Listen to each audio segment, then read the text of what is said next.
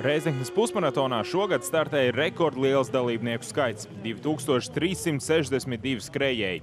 Lielākā daļa elites sportistu sacentās 21 km garajā pusmaratona distancē, kas sastāvēja no 4 apļiem un kurā par uzvarētāju vīriešu konkurencē ar laiku 1 stunda, 8 minūtes un 9 sekundes kļuva Aleksandrs Gurjunovs no Krievijas, aiz sevis atstājot Jāni Girgensonu un Kristapu Bērziņu.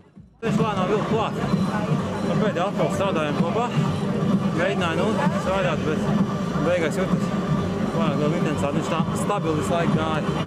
Starp dāmām par uzvarētāju kļuva Ilona Marhele, 2. vietā Anita Kažemāka, 3. Kitija Valtere.